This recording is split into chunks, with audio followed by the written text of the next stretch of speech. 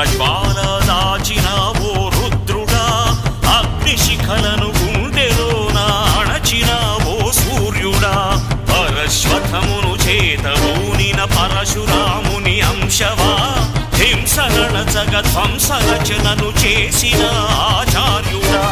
మన్నెం వీరుడు రామరాజు ధనుష్టంకారానివా, భగత్ సింగ్ కడసారి పలికిన ఇంక్విలాబ్ శబ్దానివా, అక్రమాలను కారరాసిన ఉక్కు పాదం నీదిరా, లంచగొండుల గుండెలోని దురించు సింహం నీవురా, ధర్మదేవత నీడలో పయనించు యాత్రే